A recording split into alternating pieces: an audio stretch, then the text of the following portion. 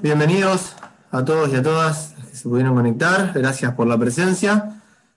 Mi nombre es Joel Ponce de León, soy el presidente de la Comisión de Jóvenes. Me acompaña Antonella Chiarello, secretaria de la Comisión. En esto que denominamos ciclo de capacitación teórico-práctico, en este caso sobre Derecho Concursal y Societario, la jornada número 2, organizada en conjunto por la Comisión de Jóvenes, el Instituto de Derecho Concursal del Colegio, el Instituto de Derecho Societario y la Facultad de Derecho desde la Escuela de Graduados, Secretaría Académica. Nos acompaña hoy en la disertación el doctor Germán Gerbaudo, abogado, doctor en Derecho, secretario académico de la facultad, profesor titular de Derecho a la Insolvencia de la Facultad de Derecho de la UNR y presidente del Instituto de Derecho Concursal.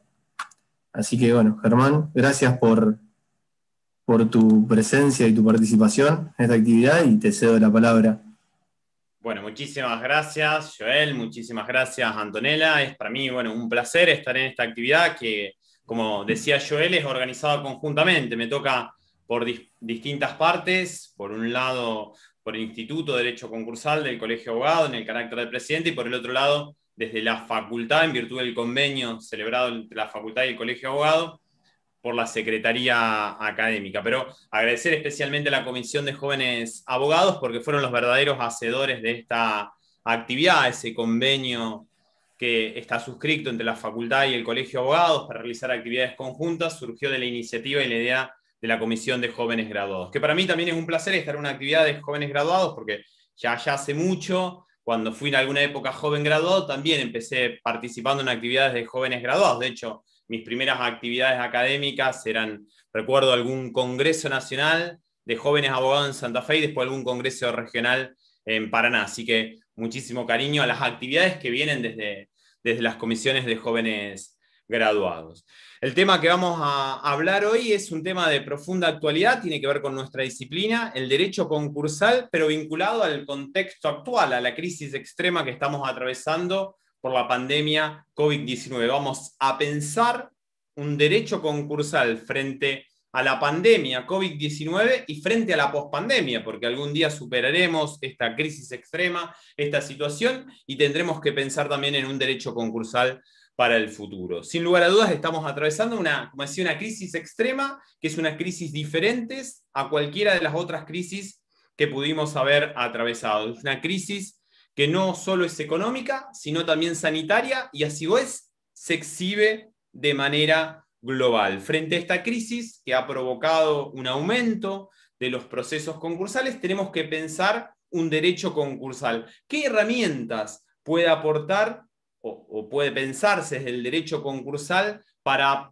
aplanar la curva de los procesos concursales, para mitigar las consecuencias dañosas de la pandemia y también para evitar el colapso del sistema judicial? ¿Qué herramientas pueden brindarse desde el derecho concursal para mitigar las consecuencias dañosas de esta pandemia que se exhibe como una fuerza mayor en los términos del artículo 1730 del Código Civil? Sin lugar a dudas, un acontecimiento irresistible e inevitable. Nunca no se podía haber imprevisto, inevitable, no se podía haber previsto, y aun cuando se pudiera haber previsto, no se podía evitar. Y desde ahí tenemos que pensar un derecho concursal.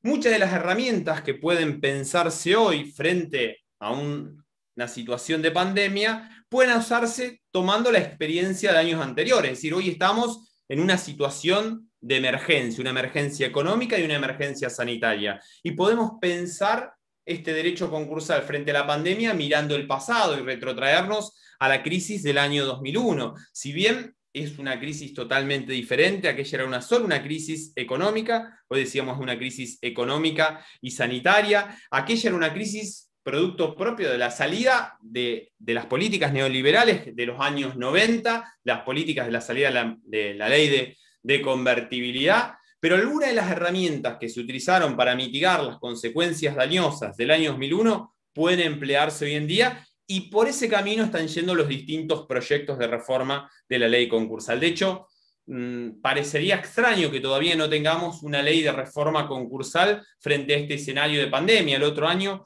hubo un proyecto reforma que obtuvo el 31 de julio la media sanción en la Cámara de Diputados y parecía que era inminente la sanción por el Senado. Sin embargo, fue pasando el tiempo y todavía no tenemos esta ley de emergencia concursal, que es el camino que han seguido otros países. Por ejemplo, España ya ha modificado, como consecuencia de la pandemia, ha dictado, mejor dicho, 2 estatutos de emergencia concursal. Lo mismo ha ocurrido en Colombia, 2 estatutos de emergencia concursal. Brasil también ha dictado un estatuto de emergencia concursal. Aquí van pasando los meses y todavía no se ha dictado esta ley de emergencia. ¿Y qué podemos aportar? ¿Qué herramientas? Bueno, podemos pensar el derecho concursal de la pandemia. ¿Qué herramientas para mitigar estas consecuencias dañosas? Para frenar la avalancha de procesos concursales y así también evitar el colapso del sistema judicial. Entre estas herramientas podemos pensar, en primer lugar,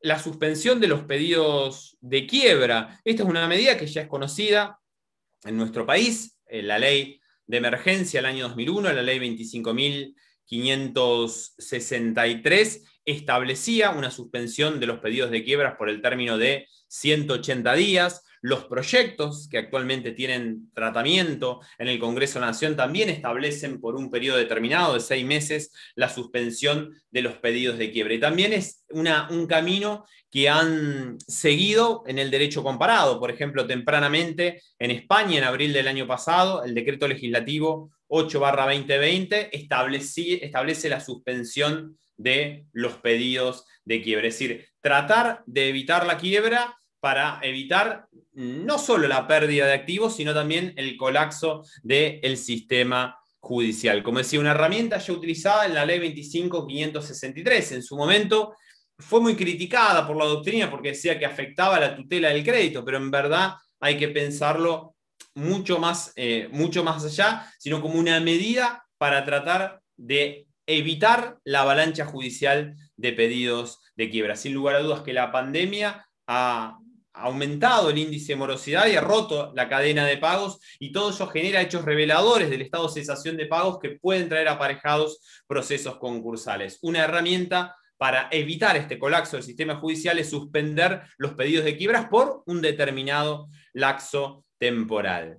Facilitar, otra medida, es el concursamiento. Si nosotros pensamos que la quiebra, proceso liquidativo, y en nuestro país tenemos procesos de reestructuración como el concurso preventivo, el acuerdo preventivo extrajudicial y el salvataje, entidades deportivas, y una de las formas de evitar la quiebra es a través del concurso preventivo. Recordemos que en nuestra legislación concursal, conforme al artículo 10, prevalece el concurso preventivo por sobre la quiebra. El artículo 10 dispone que el concurso preventivo puede ser solicitado mientras la quiebra no haya sido declarado. Bueno, en esta situación tenemos que facilitar el acceso al concursamiento. ¿Con qué medidas? Por ejemplo, flexibilizando los requisitos del artículo 11 de la ley de concurso. Todos sabemos que cuando tenemos que presentar una demanda de concurso preventivo es una verdadera demanda judicial, como decía Mafía, y vamos a tener que cumplir con una serie de requisitos propios de las demandas previstos en los códigos de procedimientos locales, pero también con una serie de requisitos formales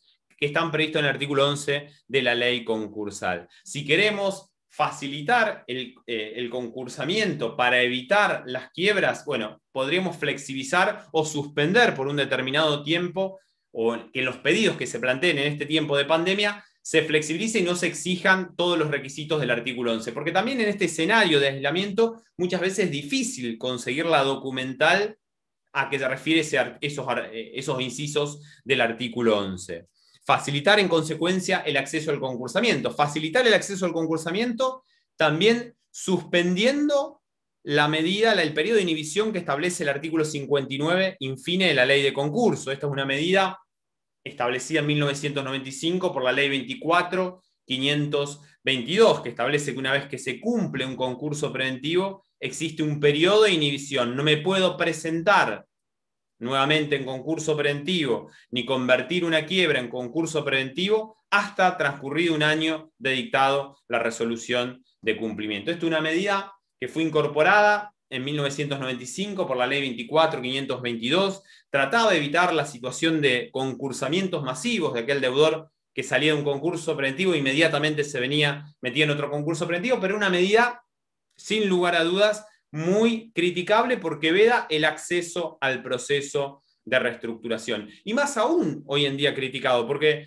allá en el 2019 yo podía haber terminado, cumplido con un concurso preventivo y estaba totalmente contento porque había logrado superar el estado de cesación de pagos. No sabía que en marzo del 2020 se venía esta crisis extrema por pandemia. Y estando en el periodo de inhibición no puedo someterme nuevamente a un concurso preventivo. Por eso, una de las herramientas que los distintos proyectos de reforma están pensando para mitigar estas consecuencias es que esta norma, por determinado tiempo, esté suspendida. Por ejemplo, por un año no rija este periodo de inhibición del artículo 59. Periodo de inhibición que, como decía, de por sí es criticado. Inclusive algunos autores como Bethard hablan de la inconstitucionalidad porque veda el acceso. Hoy más que nunca es necesario suspender temporalmente este periodo de inhibición que surge el artículo 59 infini y permitir el acceso al concurso preventivo y permitir a este deudor que estaría en el periodo de inhibición también que ante un pedido de quiebra puede convertir esa quiebra en concurso preventivo. Pensar en medidas comunes, tanto los procesos que estén en trámites como los concursos que se inicien. La reducción de la tasa de justicia, sin lugar a dudas, es otra medida que es fundamental para facilitar el acceso concursal o el éxito de la solución concursal. Muchas veces los concursos preventivos fracasan porque se alcanzan las mayorías, pero no se pueden afrontar los costos de la tasa de justicia. Ya la ley del año 2001 de emergencia concursal, la 25.563, entre las medidas estableció una reducción de la tasa de justicia. Sin embargo, si bien acá tenemos que hacer la salvedad, lo estableció una ley nacional, después se requería, como la tasa de justicia refiere a la tributación local, provincial, se requería la adhesión de las distintas provincias. La financiación postconcursal, que después volveremos sobre este tema. Este es un tema que es necesario en el derecho concursal, pero hoy más que nunca ante este escenario. Es decir, ¿qué pasa cuando un sujeto se presenta en concurso preventivo? No tiene más acceso al crédito.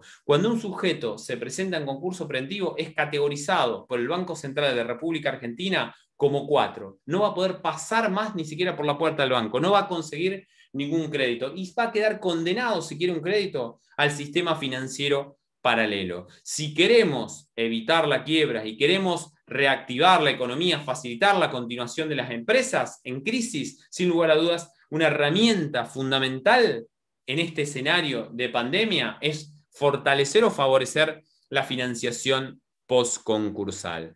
Y aquellos procesos que están en trámites, ¿qué medidas podemos pensar para tratar de salir de este escenario de pandemia, para mitigar las consecuencias dañosas? Una de ellas, alongar el periodo de exclusividad. El periodo de exclusividad, todos conocemos, es una etapa central del proceso concursal preventivo. El periodo de exclusividad es sinónimo de negociación, es el espacio de tiempo en que el deudor va a tener que, en el marco del concurso preventivo, ofrecer la propuesta de acuerdo preventivo y va a tener que negociar esa propuesta de acuerdo preventivo con sus acreedores. Periodo de exclusividad que tiene una mínima duración de 90 días y una máxima duración de 120 días. La ley en el artículo 43 habla mínima duración 90 días, pudiendo prolongarse por 30 días más, teniendo en cuenta la cantidad de acreedores y de categorías. Una de las medidas para evitar la quiebra, es decir, nosotros tenemos que tratar de evitar que los sujetos que hoy están en concurso preventivo terminen en quiebra. Y bueno, una de estas medidas es alongar el periodo de exclusividad, o al menos suspenderlo. ¿Por qué? Porque hoy está tan paralizada la economía que hace imposible que el deudor tenga recursos para poder negociar con sus acreedores y es inminente la declaración de quiebra. Esta solución ya había sido es utilizada, por ejemplo, en el derecho comparado, en esta ley de emergencia española, que yo le decía, el decreto legislativo 8/2020, fue utilizada en el 2002 por la ley 25.563, que también estableció una suspensión del periodo de exclusividad. En esta etapa de pandemia, el año pasado, el Juzgado Nacional de Comercio, número 5, a cargo de la doctora Valeria Pérez Casado, en la causa Enagrama, también aplicó esta medida. El concursado se encontraba en el periodo de exclusividad y se suspendió el periodo de exclusividad. ¿Por qué? Porque con la pandemia, con el aislamiento, con las restricciones, con la paralización de la economía, es imposible que se puedan obtener los recursos necesarios para que pueda llevar el deudor a cabo de manera exitosa una negociación en el periodo de exclusividad. Además, no es extraño en nuestro derecho esto de los alongamientos del periodo de exclusividad. Ya había pasado en el 2003 en la causa Supercanal Holding, en la cual la Corte Suprema de Justicia de la Nación, hasta tanto se definía cómo votaban acreedores titulares de obligaciones negociables, dispuso la suspensión del periodo de exclusividad. En Mar del Plata, allá por el año 2005, juzgado civil de Mar del Plata, número 11, había una empresa que estaba dedicada a la explotación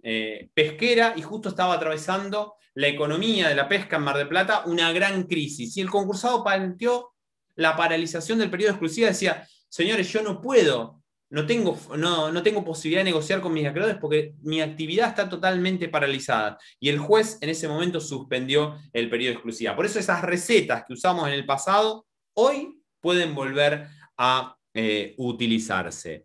Alongar el plazo para el cumplimiento del acuerdo preventivo. Otra medida que es necesaria, que estaba en el proyecto de reforma de emergencia concursal que obtuvo media sanción de Cámara de Diputados el 31 de julio pasado. Es decir, yo concursado logré homologar un acuerdo preventivo, obtuve las mayorías de los acreedores en los términos del artículo 45. Estoy en la etapa de cumplimiento y me llega el momento en que yo tengo que honrar lo que me obligué en ese acuerdo que se homologó. Y puede ser que hoy en día con la pandemia no lo pueda cumplir, porque no esperaba que en la etapa de mi cumplimiento me iba a tocar este acontecimiento imprevisto e inevitable. Iba a venir una pandemia que provocara esta crisis de tal magnitud. En consecuencia, una de las soluciones o herramientas que desde los legislativos se puede establecer es, por ejemplo, prolongar el plazo del cumplimiento del acuerdo preventivo. Ya en el 2001, la ley 25.563 estableció que aquellos concursados que estuvieran en etapa de cumplimiento se prorrogaba automáticamente por un año el plazo del cumplimiento del acuerdo preventivo. La jurisprudencia, aún sin ley, el año pasado, en la Justicia Nacional de Comercio, en diversos casos prolongó por un año, por 6 meses, el cumplimiento del acuerdo preventivo. Un caso conocido, pero ya de La Plata también, fue el de Gimnasia y Esgrima La Plata. Gimnasia y Esgrima La Plata en junio se le tornaba exigible la primer cuota de su concurso preventivo que estaba homologado, y el concursado, Gimnasia, pidió que se prorrogue por el término de un año el cumplimiento del acuerdo preventivo, y el juzgado interviniente, juzgado creo que era número 22 de La Plata, le dio una prórroga o un alongamiento del plazo para el cumplimiento del acuerdo preventivo hasta el 31 de diciembre del 2020. Es decir, porque lo que trato de evitar es la quiebra en la etapa de cumplimiento. Si yo no honro lo que me obligué en el acuerdo que se homologó, la consecuencia es la declaración de quiebra indirecta. Entonces estamos tratando de evitar el colapso tema judicial, la pérdida activa, paralizar la quiebra. Bueno, una de las herramientas es establecer que aquellas cuotas que se tornan exigibles durante este periodo se prolongue automáticamente. Por ejemplo, como establecía el proyecto el año pasado, por el término de un año. La readecuación del acuerdo homologado, este es uno de los temas que más se está hoy en día debatiendo actualmente en el ámbito del derecho concursal. Es lo que en España se llama el reconvenio, la renegociación del acuerdo preventivo, solución que aparece en ese decreto legislativo español del año 2020. Es decir, puede suceder que yo lo que negocié con mis acreedores y acordé con mis acreedores y que se homologó, hoy no lo puedo cumplir, porque yo me había obligado a pagar un 50% del crédito en 2 años y hoy cambió totalmente el escenario, cambió con la crisis que estamos atravesando lo que yo había previsto y yo ya no puedo cumplir lo que me obligué. En consecuencia, una de las herramientas que podría utilizarse, que no estaba en el proyecto que fue aprobado con media sanción el año pasado, pero que sí está presente en la doctrina, es la renegociación del acuerdo preventivo. Establecer como un nuevo periodo de exclusividad en la etapa del cumplimiento, un nuevo periodo para que el deudor renegocie con los acreedores la propuesta de acuerdo preventivo. Ahí el debate que se está dando y que, por ejemplo, acá en Rosario lo ha tratado Miguel Raspal es qué acreedores quedan comprendidos, es decir, si solo los que ya venían de ese concurso preventivo y que quedaban comprendidos en el acuerdo, o también los postconcursales, aquellos pasivos que se generaron con posterioridad de la presentación en concurso preventivo y que quedarían eventualmente comprendidos en una quiebra posterior. Parecería que la tendencia es esta, es incluir a todos los créditos, no solo los preconcursales, aquellos que están comprendidos en ese acuerdo que se renegocia en el reconvenio, sino también los postconcursales, los que se generaron con posterioridad a la presentación en concurso preventivo. Es un tema muy debatido. Algunos autores, como por ejemplo Chomer, que es un autor de derecho concursal, pero a su vez es juez, fue hasta hace un año juez nacional de comercio y integrante de una de las salas de la Cámara Nacional de Comercio, dice: hoy no se puede renegociar el acuerdo porque no lo establece la ley. No nos hagan, me acuerdo escucharlo alguna vez, decía, decir a los jueces cosas que no está previsto en la ley. Otros autores, como Juan Anich, dice, bueno, la posibilidad de renegociación está porque el juez es el director del proceso y en definitiva puede adoptar esa medida para tratar de evitar la quiebra. Yo creo que es mucho más loable esta última posición. Yo creo que si bien hoy no hay una norma expresa, y sería deseable que en los proyectos de reforma se incorpore una norma de este tipo, yo creo que la herramienta la tiene el juez en su carácter de director del proceso, conforme al 274 de la ley concursal, y conforme al artículo 63 de la ley concursal, porque el juez, ante un pedido de un acreedor que quiere cobrar, le va a correr traslado del deudor, y si el deudor no paga lo que se había comprometido, la consecuencia es la declaración de quiebra indirecta. Para evitar eso, yo creo que el juez tiene hoy, ante este escenario diferente al que existía tiempo atrás, la posibilidad de abrir una renegociación concursal. La suspensión de las ejecuciones, otra medida utilizada por la ley 25.563 y que podría llegar a utilizarse para tratar de mitigar estas consecuencias de la pandemia. Estas son, o sea, herramientas, como yo decía, vamos a hablar de la pandemia y la pospandemia. Herramientas de la pandemia, porque es lo primero que tenemos que hacer, en cierta manera, ante la crisis para evitar las quiebras masivas y que estalle el sistema judicial, es, en términos futboleros, parar la pelota, paralizar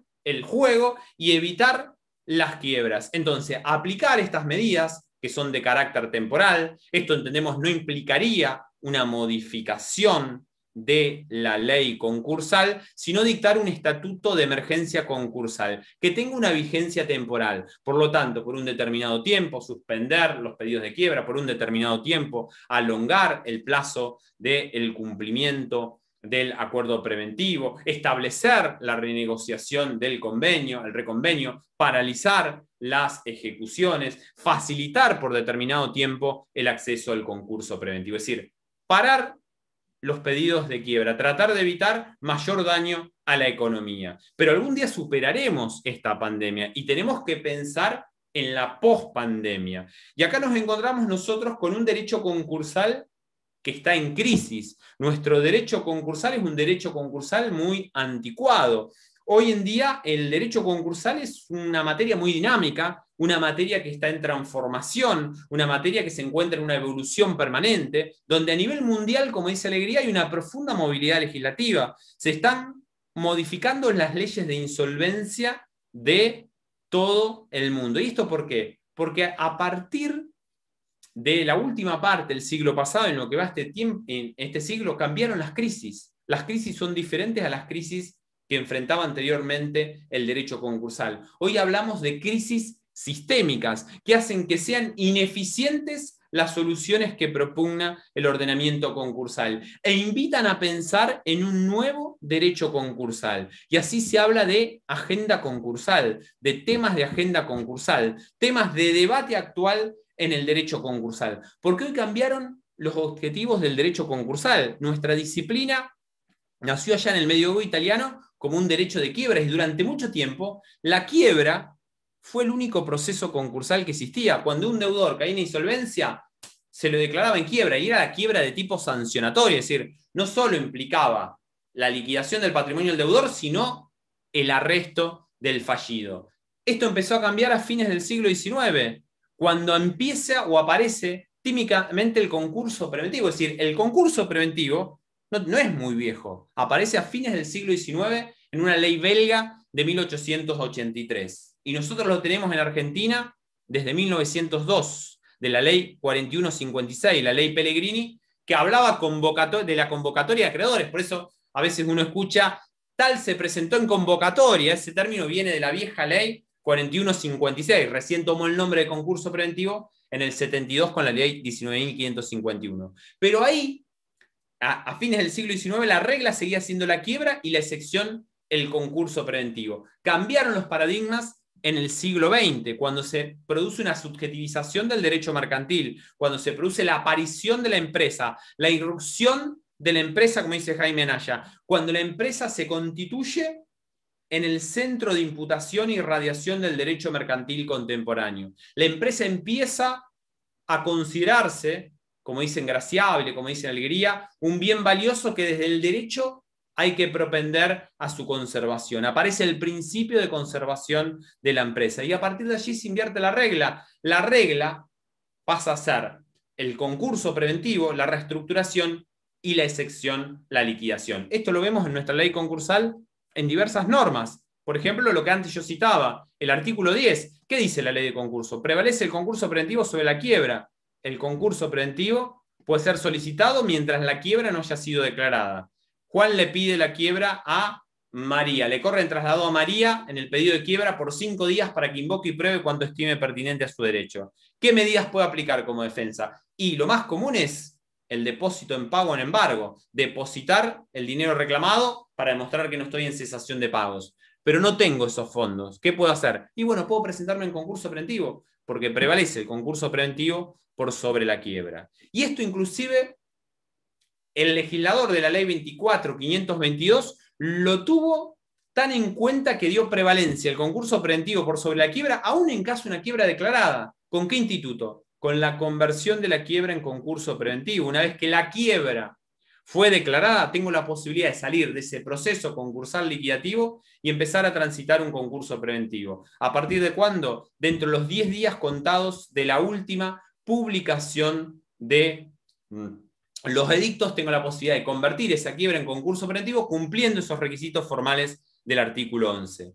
Prevalencia, reestructuración sobre el concurso preventivo. En el año 2002, 25.589, la ley cuando estableció el famoso Cramdown Power, la posibilidad de que un juez imponga un acuerdo a los acreedores disidentes aun cuando no se hayan alcanzado las mayorías legales. ¿Y esto en base a qué? Una clara aplicación del principio de conservación de la empresa. Por lo tanto, a partir del siglo XX, lo que era excepcional pasó a ser la regla. La regla es la reestructuración, la excepción, la liquidación. La quiebra, como dice el colombiano Jesús María Sanguino Sánchez, quedó reducida a una hipótesis residual, un mecanismo de última ratio al que se recurre cuando fracasan o no existen otros medios reorganizativos. Pero hoy vamos más allá. Hoy pensamos un derecho concursal que va mucho más allá. Ya no se trata solo de priorizar reestructuración por sobre liquidación, sino que se trata de prevenir la insolvencia, evitar la insolvencia. ¿Por qué? Porque la experiencia en los tribunales, ustedes pueden ver que de la mayoría de los concursos preventivos, todos terminan en quiebra. ¿Y por qué esto?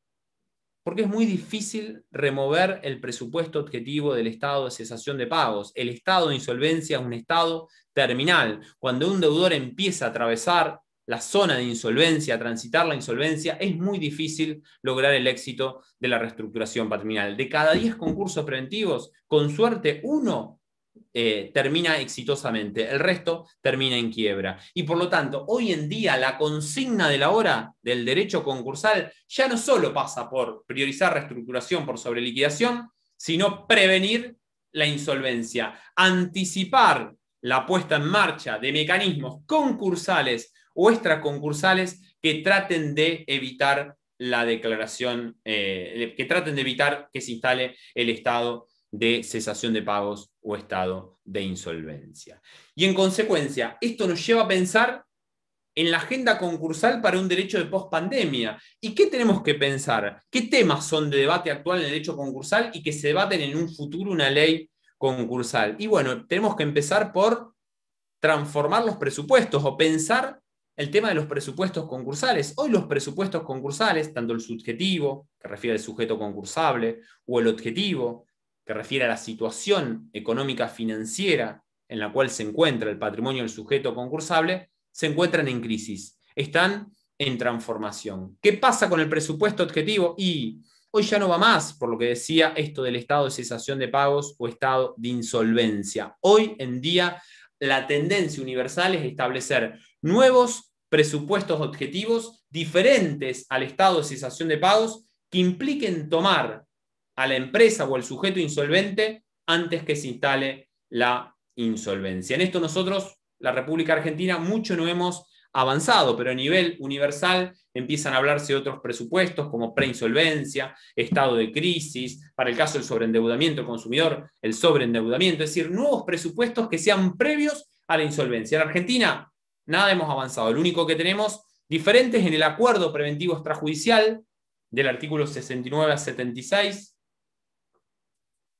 donde se establece como presupuesto objetivo que el deudor, para celebrar un acuerdo preventivo extrajudicial con sus acreedores, puede estar en estado de cesación de pagos o dificultades económicas o financieras de carácter general. Esto se debatió durante mucho tiempo si esto era un presupuesto diferente a la cesación de pagos. Inclusive esto fue incorporado en 1983 por la ley 22.917. Hubo autores como Tonono, Argeri, que allá por el 84 decían, no, esto no es nada diferente a la cesación de pago, es lo mismo, especialmente a partir de la labor de Rullón en el año 86, en 2 trabajos publicados en el año 86, empieza a distinguir esto de cesación de pagos de dificultades económicas o financieras de carácter general. Rullón dice, es un estado intermedio entre la solvencia e insolvencia bien definido, es decir, podemos decir que es una situación de preinsolvencia, es un estado patrimonial que temporalmente se presenta antes que la insolvencia y por lo tanto implica una afectación patrimonial menor que el estado de cesación de pago y por lo tanto hace más fácil la recuperación empresaria. En el derecho comparado no solo se habla de insolvencia, por ejemplo, España, la ley 22/2003, Colombia, la ley 1116/2016, establecen como presupuesto objetivo insolvencia o insolvencia inminente. Presupuesto subjetivo también es un tema de agenda concursal y que se debate. No es lógico que el mismo proceso concursal que se aplique a Vicentín se me aplique a mí si yo me presento a un concurso preventivo. No es lógico, pero es lo que hoy tenemos. Es decir, una de las grandes conquistas del derecho concursal del siglo XX fue la unificación de los concursos civiles y comerciales. Es decir, durante mucho tiempo las soluciones concursales, siguiendo la solución francesa, eran aplicables solo a los comerciantes. Hoy ya no existe más la categoría de comerciantes, pero ya en el siglo pasado se habían unificado los concursos civiles y comerciales, es decir, la ley de quiebra se aplicaba no solo al comerciante, sino a todo sujeto que estuviera en insolvencia. Y esto llevó a la unidad de soluciones concursales, a un único proceso concursal para todo tipo de deudor insolvente. Hoy esto está en crisis, nadie puede pensar que se aplique el mismo, que sea eficiente aplicar la misma solución concursal para todo sujeto insolvente. Este es otro tema que está pendiente en nuestra legislación. Hubo un avance que tuvo que ver con la ley 25.2824, a mí me comprende la general la ley, es la ley Racing, yo soy hincha de Racing, fue la ley que permitió evitar la liquidación de Racing, pero más allá de eso, es la ley 25.284, claramente entendió que no le podíamos aplicar a una entidad deportiva que practica un deporte profesional la misma solución concursal que le aplicábamos a cualquier otro sujeto insolvente. No le podíamos aplicar a una entidad deportiva la quiebra, porque la quiebra ¿qué implica? La liquidación del patrimonio y la extinción de la persona jurídica. Entonces había que diseñar una solución concursal especial, una solución concursal a medida. Lo mismo hubiese pasado acá en Rosario, en el año 2009, cuando Newell, el 20 de mayo del 2009, solicitó la transformación de su concurso preventivo en el proceso concursal de salvataje de entidades deportivas. Es decir, empezó a transitar un proceso concursal especial para las entidades deportivas. Eso es lo que hoy está faltando, soluciones concursales a medidas para los distintos tipos de sujetos insolventes. Por ejemplo, tema del consumidor sobreendeudado. Nosotros vamos a los tribunales, y acá los tribunales de Rosario podemos ver que algunos tribunales de primera instancia y algunas de las salas que establecen, rechazan los pedidos de propia quiebra de un consumidor sobreendeudado cuando no tiene un activo liquidable, cuando no tiene otro activo más que el sueldo. ¿Está bien esa solución? Yo siempre he dicho, lo he escrito, entiendo que no, que en definitiva en ninguna norma de la ley concursal me dice que yo para acceder a la quiebra, a pedir mi propia quiebra, tengo que tener un activo diferente al sueldo, un activo liquidable. En definitiva, el problema pasa por una carencia legislativa. Lo que nos está faltando a nosotros es un proceso concursal a medida especial para atender los casos de consumidor sobreendeudado, procesos que sean más rápidos, más ágiles, procesos que incorporen métodos alternativos de soluciones de controversia, como la mediación o como, por ejemplo, el arbitraje. Esto es un tema pendiente en nuestra legislación. En nuestra legislación hubo un proyecto allá en el año 2011 de Negre de Alonso que obtuvo media sanción en el Senado y luego nunca se cristalizó en ley. Un muy buen proyecto que modificaba la ley concursal y que incorporaba un procedimiento para el consumidor sobreendeudado como un capítulo de la ley concursal, pero nunca tuvo tratamiento parlamentario. A nivel provincial hay una solución en Mendoza, que es criticable de constitucionalidad. Mendoza, por ejemplo, modificó su código de procedimiento y estableció un procedimiento especial para el consumidor sobreendeudado. Solucionó a lo mejor el problema, pero es de dudosa constitucionalidad, porque la ley de concurso es una ley a nivel nacional. Esto marca una diferencia con el derecho comparado. Otros países tienen procedimientos concursales específicos para el consumidor sobreendeudado. Por ejemplo, es lo que ocurre en Francia, que tiene un procedimiento en la ley de consumo, Alemania, la ordenanza de insolvencia alemana de 1994, Estados Unidos, que modificó el Código de Bancarrota en el 2015, estableciendo un procedimiento especial, Colombia tiene una ley especial a partir del año 2010. Otro tema para pensar la post-pandemia y que es fundamental para el éxito de los procesos concursales, la legitimación para el acceso al proceso concursal. ¿Está bien que el deudor sea el único que puede solicitar la formación del concurso preventivo? Yo tengo mis dudas. En nuestra legislación, el único que puede ir a los tribunales y confesar su estado de cesación de pago y solicitar la apertura del concurso preventivo es el deudor. Pero tengo dudas, porque ¿qué pasa? El deudor es el último a darse cuenta de su situación patrimonial. Empieza a tener dificultades y continúa operando con la sociedad en estado de cesación de pagos, y cuando llega el concurso, llega demasiado tarde, llega con un patrimonio totalmente desguazado que no puede acceder al proceso concursal. Es decir, yo empiezo a tener dificultades y yo creo que voy a poder superar la situación patrimonial. ¿Y qué hago? Y ya no voy a poder ir al banco, porque el banco no me va a dar crédito. Voy a tomar un crédito en una financiera, en el sistema financiero paralelo. A lo mejor voy a malvender bienes para hacerme dinero y poder pagar a los acreedores. Llego con un estado totalmente, un pseudo optimista, llego con un estado totalmente irreversible y el fracaso del concurso está anunciado. Por otro lado, otros dicen, cuidado con esto de abrir el concurso preventivo, que lo pueda obtener un acreedor. Yo siempre cuento la anécdota, cuando apenas me recibí en uno de los primeros congresos, preparé una ponencia donde hablaba esto y un autor, Trufac, que es mucho más grande que yo, levantaba la mano que quería participar. Por suerte no le dieron la palabra, después me agarró, me dice, cuidado con lo que decís con esto, porque es peligroso. Dice, mirá que en Bélgica era utilizado por los sindicatos de manera extorsiva. Iban a la empresa y le decían, bueno, a ver, si no arreglas todos los créditos laborales, te solicitamos la apertura del proceso de reestructuración. ¿Por qué? Porque el proceso de reestructuración, así como tiene beneficios, tiene sus contras. Es decir, yo empiezo a estar controlado, por ejemplo, por un síndico. Este es otro de los temas que está pendiente y hay que repensar. ¿Por qué no pensar en que otros sujetos distintos al deudor puedan solicitar la apertura del concurso preventivo? A nivel comparado es la tendencia que existe. Por ejemplo, la ley colombiana 1116 del 2006 reconoce legitimación al deudor, a los acreedores titulares de una o varias obligaciones incumplidas o a la superintendencia de sociedades. En México, la ley de concursos mercantiles del 2000, deudor, acreedores o Ministerio Público. En España, deudor, acreedores, y para los pequeños emprendedores estableció un procedimiento de mediación previa, y si fracasaba la mediación, algo que para mí era criticable, el mediador tiene que solicitar el concurso de acreedores. Es un tema para pensar. Hubo un proyecto en el año 2018, en el cual lo estaba trabajando Marcelo Guetjar, proyecto legislativo que iba en esta dirección. Otro tema de agenda que también interesa mucho, la extrajudicialidad en la resolución de las crisis patrimoniales, la atención extrajudicial a la insolvencia, un tema que nos cuesta mucho, pensar la mediación o el arbitraje o la conciliación en el ámbito concursal. ¿Por qué? Porque hay mucho orden público, es muy público el derecho concursal. Pero ya, por ejemplo, el Comité de Insolvencia, la Bar Association, allá en una reunión de mayo del 2006, hablaba de que había que explorar el arbitraje y la mediación en el ámbito de los procesos concursales. Nosotros nada tenemos de esto.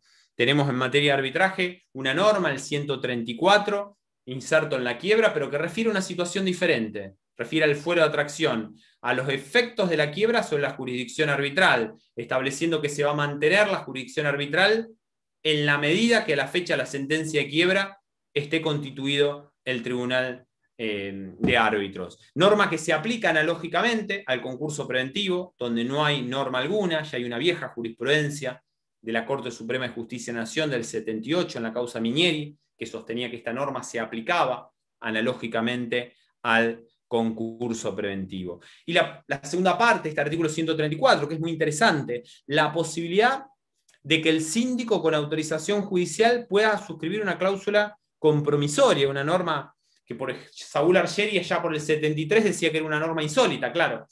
Hoy ha avanzado mucho y el arbitraje tiene un mayor reconocimiento, es muy diferente el escenario hoy a 1972.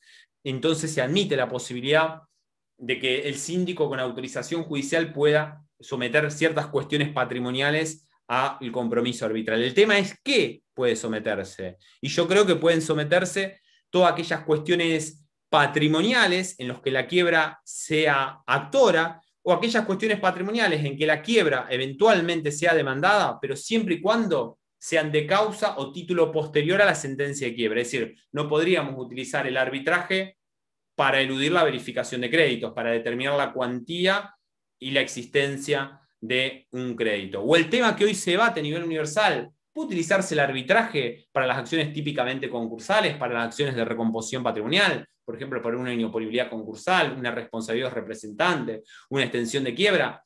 La tendencia a nivel universal en el derecho comparado es que no, salvo alguna apertura que existe en Suiza o en Francia. Pero el arbitraje, pensarlo como método alternativo a las soluciones concursales, bueno, la pandemia en estos estatutos concursales de emergencia nos enseñó de eso. Colombia, por ejemplo, yo le dije, tuvo 2 modificaciones de leyes concursales el año pasado. Por ejemplo, estableció por primera vez el arbitraje de insolvencia, la posibilidad de recurrir ante un árbitro único del Tribunal de Comercio de la jurisdicción territorial en la cual el deudor tiene su domicilio. ¿Y por qué no pensar la mediación preconcursal? Tema que ya, por ejemplo, había sido trabajado por Miguel Rubín, hay un injundioso trabajo Rubín en el año 2006. ¿Por qué no? Yo decía, estamos abarrotados los tribunales de casos de consumidores sobreendeudados. ¿Por qué no pensar, explorar estos métodos alternativos de solución de controversia previo a la instancia judicial? Es decir, estamos de acuerdo que necesitamos un proceso concursal especial para atender al sobreendeudamiento del consumidor, pero ¿por qué no previamente establecer alguna mediación prejudicial? Tema que en doctrina ya había sido postulado en el Congreso de Insolvencia de Mendoza de octubre del 2009, hay un trabajo de alegría en la ley que lo sostiene en este sentido en el año 2005, Rivera en el 2010, un autor de Rosario, juez Maximiliano Cosari, también en el año 2010. Mediación que, por ejemplo, aparece en Francia, en la ley de salvaguarda de empresas, que establece la posibilidad para cierto deudor, no consumidor sobreendeudado, que realiza cierta actividad comercial o artesanal, la posibilidad de transitar una etapa que habla de conciliación extrajudicial, pero que en realidad no es una conciliación, sino que es una instancia de mediación. Se designa un mediador que tiene por objeto facilitar o favorecer que el deudor y los acreedores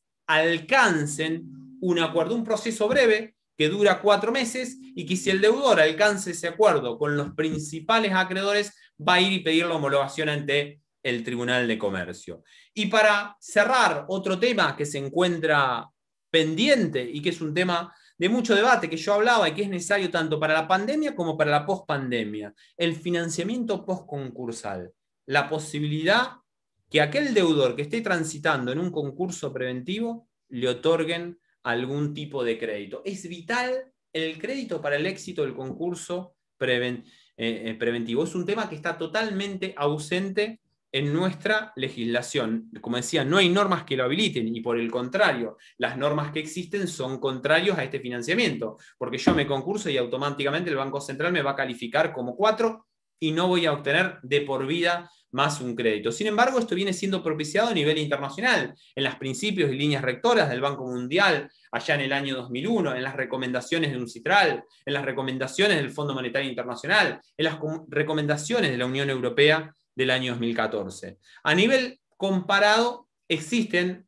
normas que lo avalan en Inglaterra, en Italia, en Francia, más cercanamente en Brasil, en Colombia. El tema no es sencillo, porque primero, tiene mala fama el proceso concursal, siempre decimos. ¿Por qué tiene mala fama? Hay un descrédito en el sistema concursal porque nadie cobra. En consecuencia, lo primero que debemos pensar, porque uno dice, ¿le vamos a dar crédito a un tipo que está en concurso preventivo? ¿Todavía sobre que le debe a gente, le vamos a dar dinero? Bueno, cuando superamos ese prejuicio, surge el segundo problema.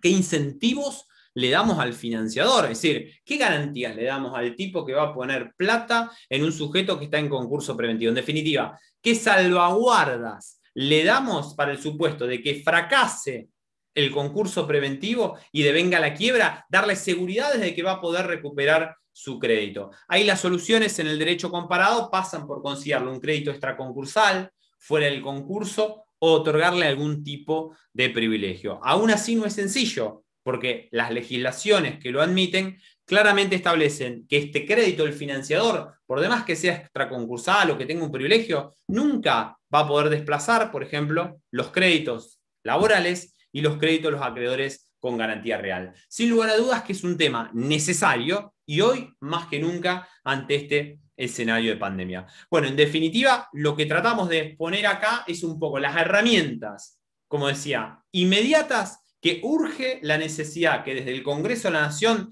se adopte algún tipo de medida para evitar la avalancha de quiebras y evitar un colapso del sistema judicial. Pero concomitantemente debemos pensar en soluciones más de fondo para un nuevo derecho concursal. Nada más, muchas gracias, quedo abierto a preguntas si quieren. Germán, la verdad que fantástico. Lo último que planteás, la verdad que me hizo pensar un poco, a ver, por ahí nada que ver con el tema, pero incluso me hizo pensar hasta la lógica en el derecho penal, el sistema de resocialización, qué pasa, hay ciertos autores que plantean qué pasa después de que se sale de la cárcel para reinsertar a la persona, de que los trabajos no lo toman, medio como lo mismo, digamos, pensarlo desde ahí, desde la reinserción del comerciante, de la persona, de nuevo en el sistema económico. La verdad que...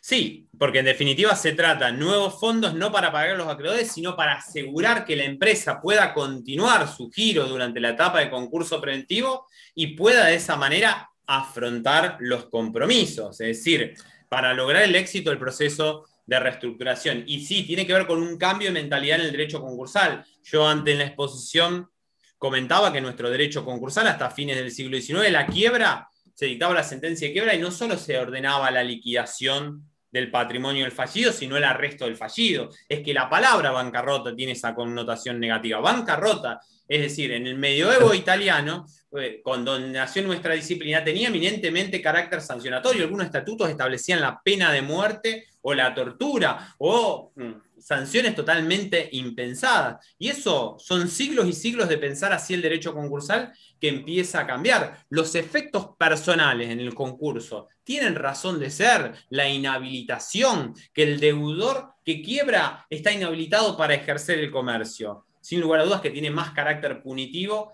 que otro tipo de carácter. O la limitación de viajar al exterior. Por lo tanto, son todas medidas que responden a otra época de un derecho concursal y que implican repensar el derecho concursal. Creo que había una pregunta ahí, no alcancé a leerla. Liliana Bessi nos pregunta, dice, ¿quién daría un crédito a un concursado? Tal vez la participación del Estado con beneficios, quitas fiscales a quien se anime a financiar. Sí, por ejemplo, podría ser una línea de crédito de tipo estatal. Todo parte, ¿quién lo daría? En la medida que le demos algún tipo de incentivo al financiador. Por ejemplo, las posibilidades de que siendo privilegiado pueda recuperar su crédito si fracasa el concurso preventivo y cae en la quiebra.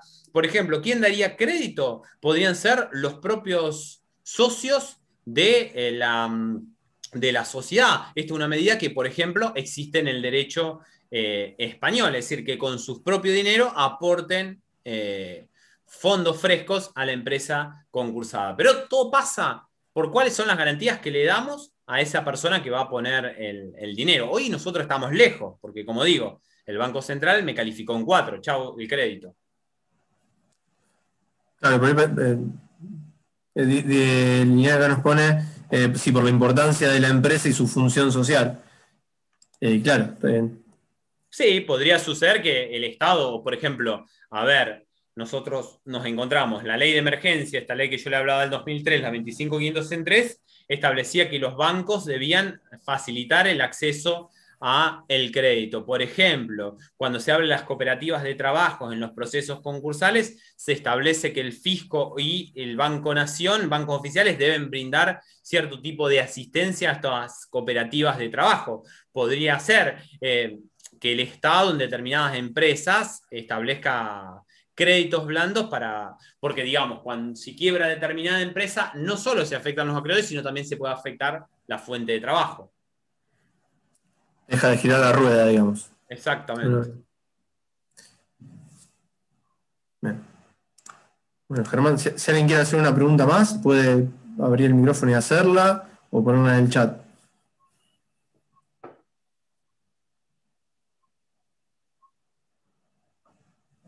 Pero bueno, es buenísimo, Germán, más que nada agradecerte por la participación, por la disertación, estuvo excelente y clarísimo.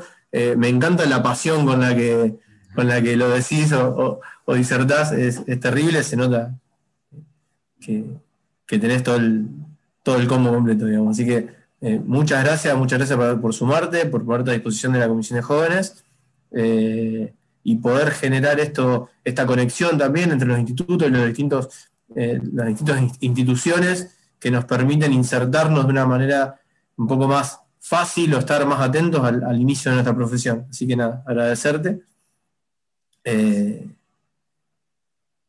Acá saludan también por el chat, agradecerle a todos también, todos y a todas los que participaron, y bueno, recordarles que la charla va a quedar grabada y se va a subir en estos días al canal de YouTube, y si no me equivoco, el 24 es la tercera fecha de este primer espacio de hecho concursal y societario, así que bueno, los esperamos.